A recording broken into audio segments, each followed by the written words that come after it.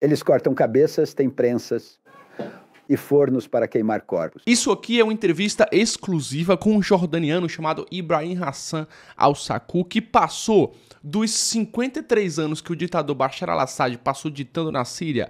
Ibrahim Hassan passou 26 anos presos em condições desumanas. E agora a CNN conseguiu uma entrevista exclusiva com esse camarada aqui. E não só com ele, agora que o regime de Bashar al-Assad caiu, tá surgindo vários novos relatos de como as pessoas viviam sobre o regime opressor de Bashar al-Assad. Antes, eles não podiam se manifestar, porque senão eram mortos. E agora que a liderança da Síria passou para um novo regime, tá surgindo inúmeros relatos, e essa entrevista aqui tá, cara, chocante, impressionante, surreal mesmo. E você agora vai ter o prazer de ver aqui um relato de uma pessoa que viveu na pele toda a opressão do regime de Bashar al-Assad. Então, já inscreva-se no canal se você não tiver inscrito e detalhe, ative as notificações, porque quando eu enviar um vídeo assim, interessantíssimo, você vai ser notificado e ter o prazer de vir aqui imediatamente se informar e, consequentemente, ficar mais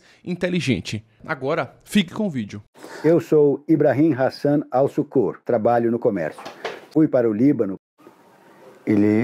para pegar dinheiro de uma pessoa síria. Meu irmão Ali al-Sukur, que está atrás de mim, foi acusado pelo regime sírio de assassinato, abuso, sequestro e dissolução em ácido. Ele ofendeu o regime sírio e se tornou um alvo para os sírios. Essa pessoa, para se livrar do dinheiro, ele me disse para vir, e eu disse que não podia entrar na Síria. Ele me encontrou no Líbano. Fui para lá, e ele me atraiu. Eram agentes da inteligência em Homs. Depois de meia hora, eu estava em Homs. Ele disse que íamos almoçar e voltar. O chefe e os agentes estavam vindo para a casa e se preocuparam em me prender. Fui transferido para Damasco, para o ramo da Palestina. Encontrei o chefe, Mustafa al-Tajir. Havia cerca de 20 a 30 pessoas. Eu estava com a visão turva, mas conseguia vê-los. Ele me disse para contar o que eu tinha. Eu não disse nada. Ele disse que não tinha nada contra mim. Então, me jogaram. Ele me disse, conte-nos o que você tem. Você não tem nada? Não tenho nada. Jogaram-me na cela isolada, preso com relatório falso, contra Bashar al-Assad, execução ou anos de prisão. Mustafa al-Tajir, queremos seu irmão Ali entre Síria e Líbano. Traidor para entregar meu irmão? Não vou te deixar. Transferido do ramo da Palestina para o ramo 48. Cela isolada, vendado e algemado. Transferido para Sadnaya. Prisioneiros na Síria enfrentam acusações fabricadas. Mustafa al-Tajir disse, Ibrahim, sabemos que você é inocente, mas queremos seu irmão Ali. Entre a Síria e o Líbano. E eu te libertarei. Respondi, jamais entregaria meu irmão. Somos iguais. Ele insistiu, não vou te deixar. Após 6 meses, fui transferido do ramo da Palestina para o ramo 48. Fiquei 1 mês em cela isolada, vendado e algemado, saindo apenas para a aula ou comer. Depois, fui para Sadnaya. 1 ano depois, fui ao Tribunal de Segurança do Estado, sem advogado ou testemunhas. Em novembro de 2002, fui condenado a 15 anos. Sofremos tortura psicológica na comida e bebida em Sadnaya.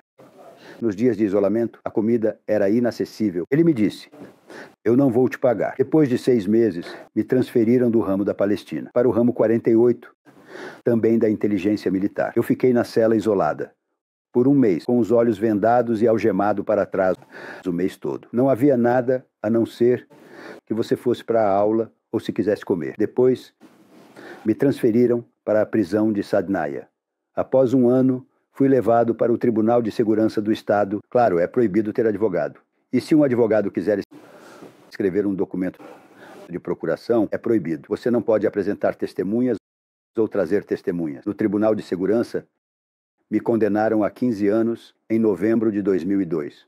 Eles usavam tortura psicológica contra nós, claro, na comida e na bebida na prisão de Sadnaya. Nos dias de isolamento, a comida era longe de você e você não podia comer.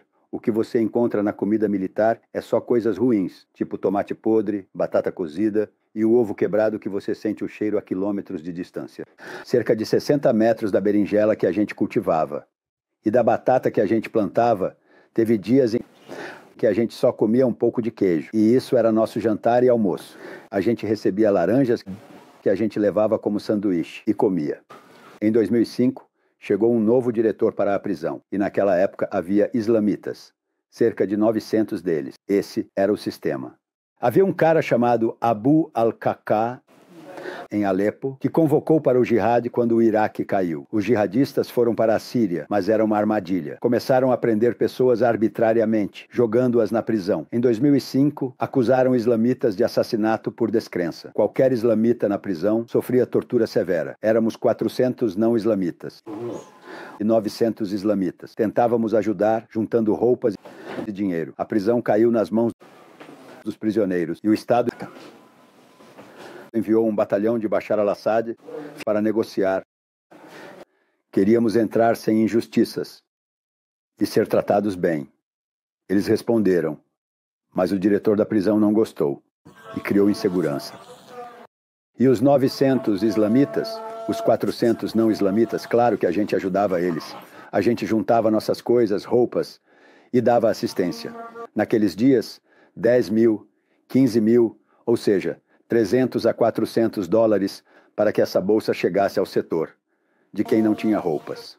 A prisão caiu nas mãos dos prisioneiros e o Estado interveio, enviando um batalhão do Bashar al-Assad para negociar conosco. Claro, as demandas dos prisioneiros eram que, em troca, entregássemos a prisão. Os guardas da prisão, a gente pedia, não nos oprimam. Eles responderam, mas o diretor não gostou. Ele começou a apertar a situação. A explosão ocorreu em 5/7/2008, quando 1000 policiais invadiram a prisão. Eles nos prenderam. Entraram em cada ala com 200 homens. As paredes caíram em 1/4 de hora e ninguém entendeu a situação. Até que chegou o momento da explosão em 5/7/2008.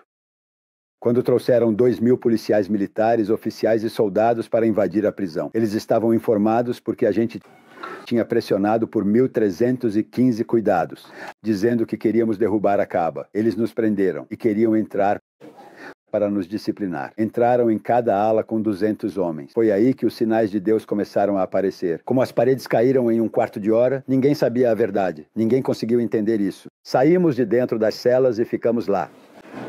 Não ficamos, não. Éramos 1.315 e os outros conseguiram escapar. Claro, houve uma grande confusão. Todas as agências de inteligência vieram. Todos os setores vieram. As tropas do Assad vieram, queimando a alma do pai dele. E tudo virou uma bagunça. Eu vi a prisão inteira nas mãos dos jovens. O prédio todo e seu conteúdo se tornaram um caos. Eles queriam entregar as famílias, claro. Éramos obrigados a entregá-los porque não tínhamos comida para alimentá-los. Não temos nada. O presidente mandou seus oficiais. Concordamos em informar ao presidente que ninguém seria responsabilizado pelas ações, pois 74 prisioneiros foram mortos a tiros pelo Estado. Dispararam 5.000 granadas de gás. 74 morreram e cerca de 100 ficaram feridos. Estava frio e nevando e só tínhamos o hospital de campanha, então concordamos. E o presidente nos disse que ninguém seria responsabilizado pelo trabalho que aconteceu, porque ele matou 74 prisioneiros com balas do Estado. Claro, toda uma guerra foi planejada para eles. Eles lançaram 5.000 bombas de gás sobre nós. Atingiram 74 pessoas e cerca de 100 ficaram feridas. Granadas sonoras. Dissemos que ninguém seria responsabilizado e enviamos um sanduíche. Entregamos à prisão. 6 foram executados e 4 tiveram a pena convertida em prisão perpétua, incluindo 2 jordanianos executados. Jihad Kushi, Abu Hudhaifa, Ibrahim Hudur, Sami Abdul Daim. Entregamos a prisão por feridos, fomos forçados a entregá-la e levados para Adra. Rebeldes foram transferidos para a inteligência. A cada 6 meses transferem você e nos condenaram à morte por assassinato. Por destruir a prisão, 6 foram executados e 4 tiveram a pena de morte convertida em prisão perpétua. A prisão de Saidnaya não comporta mais de 3.000 a 4.000 pessoas. E a execução de 6 pessoas que foram consideradas culpadas de morte e executadas. 4 delas foram condenadas à prisão perpétua, incluindo 2 jordanianos que foram executados, Abu Hazifa, Ibrahim Kadur e Sami Abdel Dayem, e os restantes eram sírios. Os calabouços que existem na prisão têm a forma de um sinal de Mercedes. Cada prédio tem 40 celas individuais. Claro, são 3 prédios com 3 andares. Depois, no primeiro andar, onde estão restaurantes, banheiros e celas. Não vimos, mas estavam em fotos. Havia 40 celas. Recebíamos notícias da prisão. Vimos tortura severa, fome, cortavam cabeças, usavam prensas e fornos para corpos. Eles cortam cabeças, têm prensas e fornos para queimar corpos. Ouviu essas histórias? Eu vi e ouvi sobre a prensa e os fornos. Eram jovens, não combatentes, mas roubavam diesel dos fornos. A maioria dos corpos foi queimada e havia corpos jogados em uma área. Esqueci o nome. Depois não havia mais espaço pela quantidade. A prisão de Saidnaya mudou desde que o regime caiu. Oficiais vestiam civis, o que era estranho. Reuniram pessoas em restaurantes, pegando-as às 7 da noite. Perguntamos a um elemento, onde vai levar a segurança? Ele disse que não havia segurança. A situação ficou estranha. As pessoas se preocuparam com seus pertences. Havia alas, a ala 7 e a ala 5, conectadas. Disseram que a prisão de Adra caiu, mas ainda não caiu. As alas estavam fechadas. No sábado, tudo aconteceu. A polícia se agitou, arrombaram portas e jovens enfrentaram os armados. Algumas pessoas dessas alas escaparam, mas 4 foram mortos. Vimos os corpos e começou um tiroteio. Todos fugiam, abriram as alas para nós. Deus é o maior. E saímos. Caminhei pela rua e vi o céu. Depois de 26 anos, vi as estrelas e senti o vento fresco. Fui a uma loja comprar o que queria. Não estávamos pensando direito. Estávamos em contato com a inteligência jordaniana para que nos deixassem entrar na Jordânia. Eu estava com 2 jovens, um preso por 43 anos, Walid Ayub Barakat, e outro por 39 anos, Bashar Yahya Sharif Saleh. Fui à inteligência, aos encontros, à Interpol. Agradecemos. Deus é o maior.